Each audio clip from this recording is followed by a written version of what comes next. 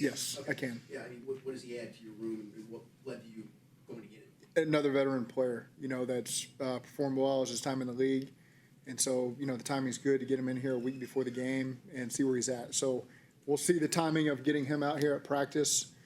If so, it would just be going through individual and some stuff today. We wouldn't throw him in their full speed, but it's good. It's good to get a veteran in here who's played a lot of winning football and get him in the mix there in the O-line. What is the process like for a lineman who's new to everything, trying to get up to speed at this time of the year? Getting with the line coaches, just to understand our terminology, our calls, our cadences, all that kind of stuff.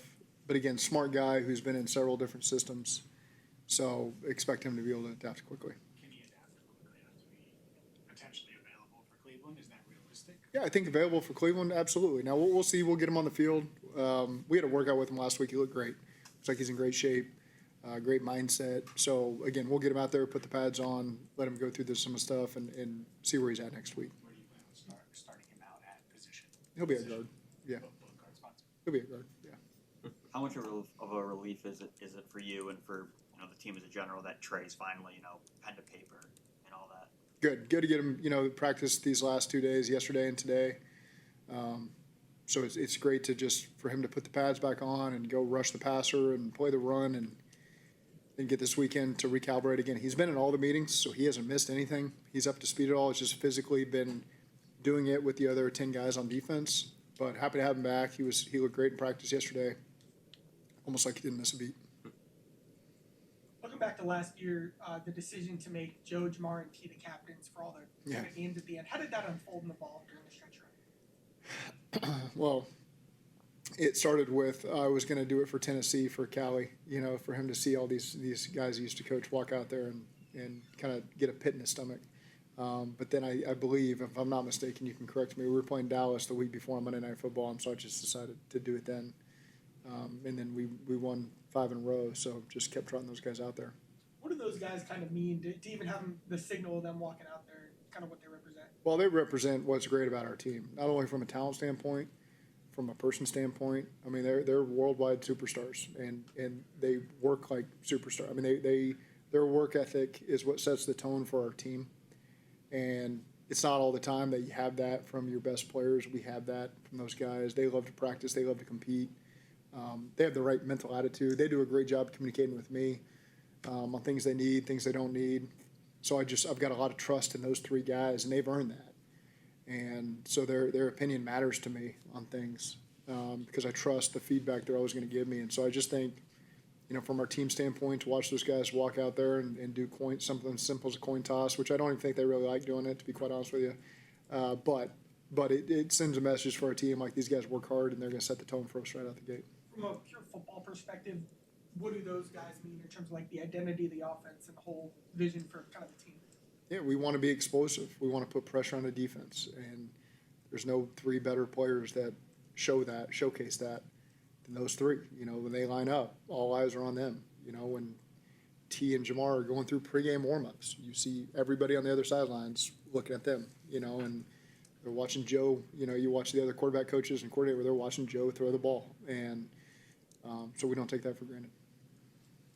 Kind of dovetailing off of that, looking at the 53 now, how would you characterize this team? I mean, no 2 teams are the same, but what do you think about this team as a whole?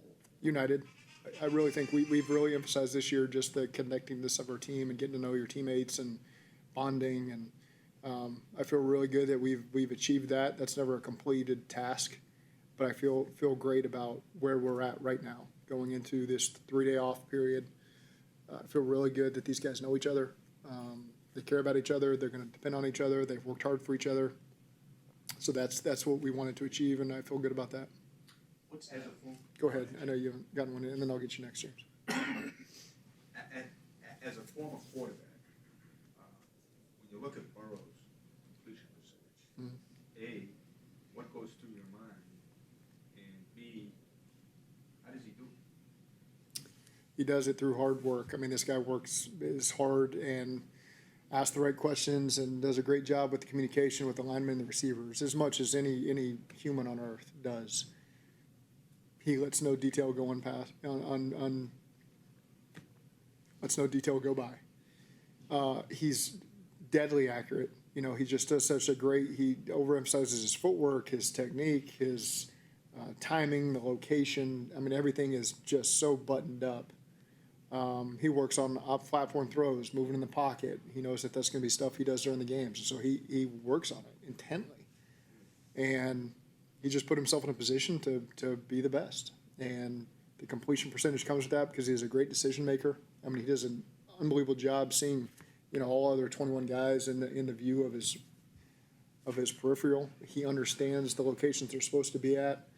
And so he can anticipate and studies it. And he's just, you can't say enough as a quarterback guy, you're right. Like, you can't say enough. You can go on for hours talking about all the things that he does really well. And I think it's hard to say, like, what's best. The pinpoint accuracy is probably ultimately what is best. He puts the ball, he might not always say it's exactly where he wanted to put it, but to my eye, it's exactly where he wanted to put it. And, like the numbers say, he's the greatest of all time doing it.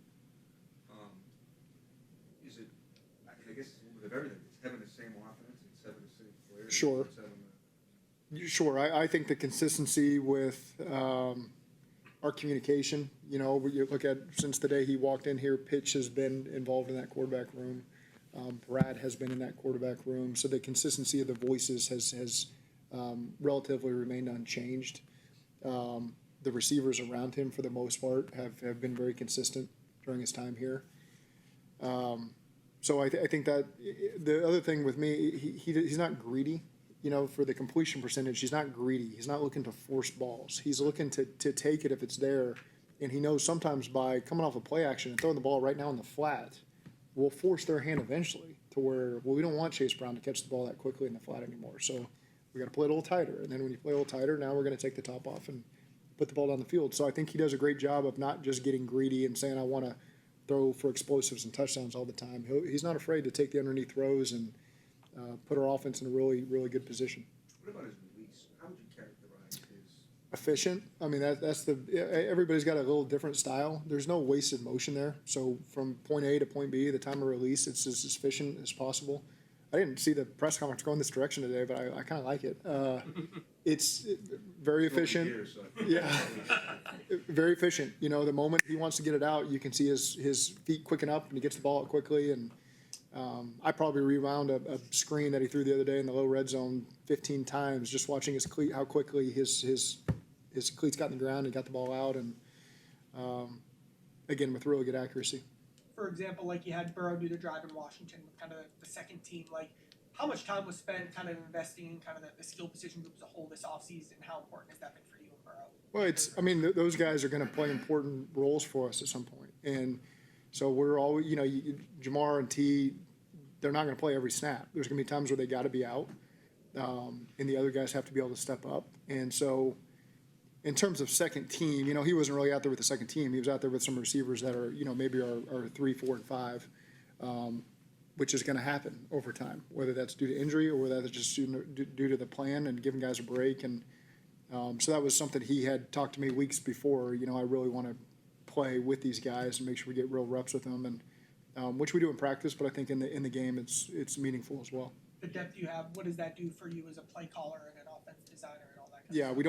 we don't want to miss a beat, and not everyone's Jamar and T, but those guys have worked really hard to make sure that it's not a clear distinction if the Bengals are missing a receiver. We still have a really deep core that we trust in. The tight end room is a huge part of that, and those guys all play a significant role for us in the passing game, and the running backs as well. It's Chase is the most explosive of them, but Samaje is extremely reliable.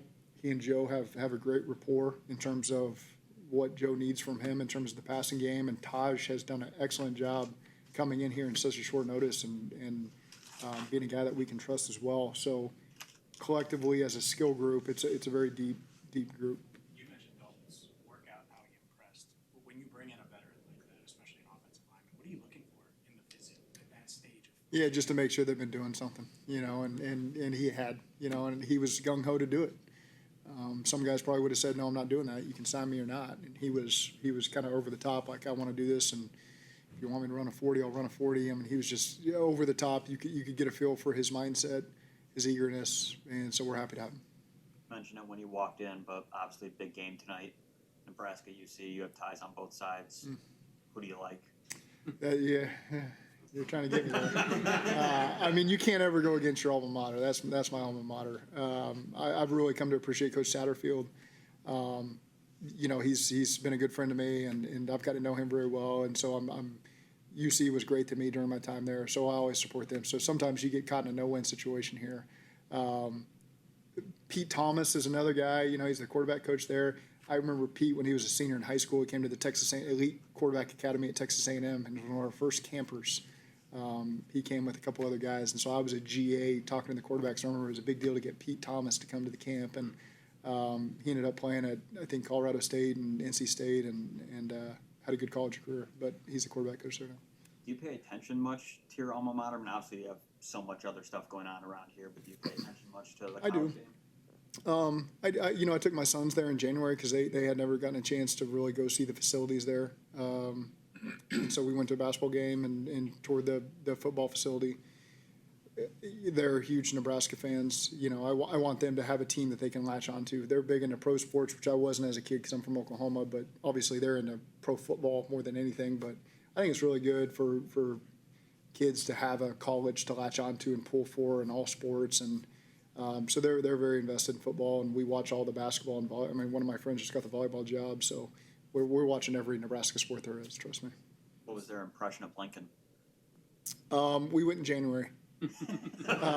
They loved it. What stood out about Brett in the decision? Excuse me? Brett, the decision to bring him onto the practice squad. Yeah, a guy that we've tracked for a while. Always had a high opinion of. And so last year he was leaving Chicago. We were aware of him. This year leaving Minnesota, we're aware of him. Seen him play in Denver, years ago, and in LA. So guy we've always liked. Think he's a really good fit in our room. And statistically, we just wanted to have the greatest high school quarterback room of all time. Because if you look at the stats and add them up, it's unbelievable. Can anybody tell me how many touchdowns they combined to throw for in college and high school? High school. Anybody give me a guess? 4. 323. 522. I think I threw 19 my senior year. They threw 522. Jake has every national record.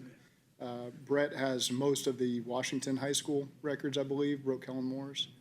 I don't know where I know Joe threw for like 11,500, which I think is third. I think the kid at Muller's breathing down his neck here to break that and be behind the two Mock brothers that were at Kenton High School, calling their own plays back in the day. So those are good football states. So there's been a lot of great quarterbacks come through all three of those states, and our group has done as well as anybody.